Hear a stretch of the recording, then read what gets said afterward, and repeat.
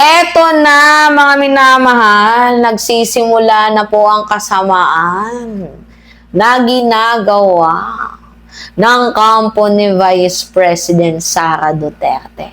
Kahit naman ata sinong mga Pilipino na nakakapanood sa akin ngayon, sino yung gusto nyong ipalit na Speaker of the House? Si GMA or itong si former House Speaker Martin Romualdez? Sige nga, mamili kayo sa dalawa.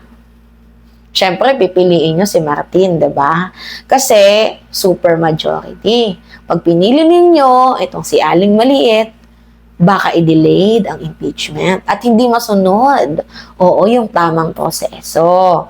Kaya ngayon, itong si Sara Duterte nagngangawa, nagningingiyak, kasi dahil nga hindi sila napaboran ng Supreme Court, kaya ang gusto nilang mangyari, another plano. Hindi sila nagtagumpay sa destabilization. Hindi sila nagtagumpay sa paninira kay Presidente. Ngayon, ang gusto nilang mangyari, patalsikin ang nakaupong is Speaker of the House na si Bogie D. Ang tanong, papayag kaya ang mga Pilipino na mapatalsik itong si Bogie D? Or kung pumayag man, sa tingin ninyo, si Aling Maliit, abay, babasbasa ng Presidente? Malamang sa alamang, hindi. Diba? Pero itong si Speaker Martin Romualdez, yes, of course. Kayang maibalik yan. Kung gusto ninyo ang impeachment ay maging matiwasay at maging successful, ang kailangan natin ay itong si former House Speaker Martin Romualdez. Dahil kung iuupo ninyo itong si Aling Maliit, palpak ang magiging trabaho ng Kongreso. Dahil unang-una pa lang, si Aling Maliit ay gusto niya nang i-impeach itong sa Presidente. At yan po yung naging dahilan ng away ni Sara Duterte at ni PBBM, si Aling Maliit. Hudas kasi, di umano. Mapakinggan natin tong balitang to mga minamahal. Dito lang sa banda na ang kailangan ay 160 votes. Ay pumorma umano si GMA na muling maging speaker. Pero si Martin Romualdez ang nakakuha ng basbas ng palasyo. Ayon sa aming source, itinutulak muli ni Duterte si Arroyo bilang speaker. Kaya lang, 160 votes ang kailangan para mapatalsik ang kasalukuyang speaker na si Bogie D. At hindi para umabot sa 30 ang nagpahayag ng suporta sa umano'y balak na kudita. Sa mensahe ni Caloocan City Representative Egay Risa sa BNC, duda siya na magtatagumpay ang leadership shake-up dahil hawak umano ng kasalukuyang liderato ang biyaya. Sabi naman ni Cagayan de Oro Congressman Rufus Rodriguez na tila umabogado kay VP Sara noong huling impeachment hearing, wala raw siyang narinig tungkol dito. Pero para kay House Deputy Minority Leader Antonio Tino, hindi na bago ang usapin ng kudita. Wala naman ngayon. Previously, merong ganyan, di ba? Anyway, hindi na bago yan. Oo. Yung mga ganyang kodita-kodita, yung mga ganyang plano, hindi na talaga bago yan. Oo. Katulad ng distraction na ginagawa ni Sara Duterte na mag-file ng petition sa Supreme Court, hindi na bago yan. And also, hindi na rin bago mga minamahal yung mga ginagawa nilang espiya.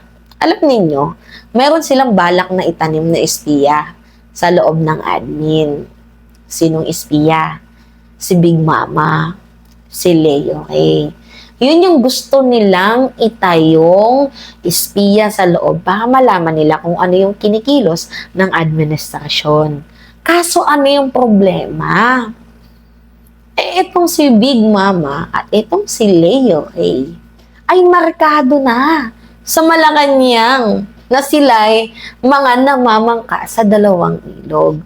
Sila yung nasa likod ng Run Sara Run before, sila din yung nasa likod, mga minamahal, ng pamimigay ng bus company, ng bus sa mga DDS, at sila din yung nasa likod ng mga rally.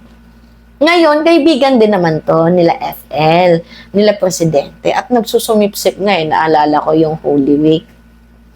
Sabi ba naman, 10% discount, oo, para makatulong sa mamamayang Pilipino, cooperation with President daw, Kanemi Eklavush. Ulul, sino yung niloloko ninyo? 10% discount. Matutuwa ang Presidente, yes, of course, dahil tumutulong kayo. Pero yung makukuha nyo, yung loob ng Presidente, dahil lang sa ganun, ang babaw na dahilan. Hindi papayag ang Pangulo lang dahil lang dyan.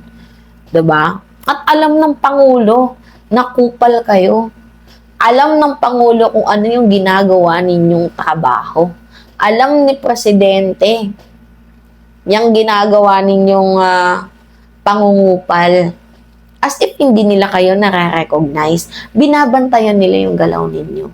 Kahit ipasok pa ninyo yang si Big Mama at LRY sa loob ng admin, wala kayong makukuha or mahihita Sara Duterte. Nag-aksaya lang kayo ng pondo. At para naman kay Leo Ray at para kay Big Mama, mahiya naman kayo. Tinuring kayong kaibigan ng presidente. Tinuring lahat sa inyo. Ang bait nga ng Pangulo. Pero ano yung ginagawa ninyo? Diba? Despite na mabait si PBBM, ano yung ginagawa ninyo? Tinatraidor ninyo, sinasaksak ninyo patalikod. Kayo yung nasa likod lahat-lahat. Isa kayo sa financer, isa kayo sa mga nagbibigay ng finance, nagpopondo, at isa kayo sa mga nagpapakalap ng fake news. Do you think yung presidente matutuwa sa trabaho ninyo? Malamang sa alamang, hindi. Diba? Kahit anong gawin ninyong ipilit or pagpilit dito na maipasok itong mga espiya ninyo, winawalis na agad yan ng presidente. Tumulong kayo as you can. Do all you want. Pero yung tiwala, never na yung maibabalik dahil sinira na ninyo. Kung hindi nyo sinira ang tiwala ng presidente, I think si BBM nandyan pa sa inyo. Kaso sinira ninyo eh. Sinira ninyo yung tiwala ng Pangulo. Ginago ninyo si PBBM. Tinrato kayong tama, pero anong ginawa ninyo? Diba? Kahit magtanim kayo ng espiya, walang mapupuntahan yan. At yan yung huli ko ng banta sa inyo. At never ko na kayong babanggitin sa kahit anong vlog ko dahil successful naman ako sa ginawa kong trabaho sa inyo. Hindi ako naninira pero nagwa-warning lamang po ako. Alright, mga minamahal. Kayo, ano yung masasabi ninyo? Anyway, yeah. It's me again, Alicia ninyo. Nagbabalik muli para sa ating panibag. Ay, by the way, mga minamahal sa mga nagsasubscribe po dito sa ating channel, sobrang napakalaking salamat sa patuloy na pagsuporta, sa patuloy na pagmamahal, pagtangkilik ng ating mga vlogs. Maraming salamat at ingat, mga kababayan!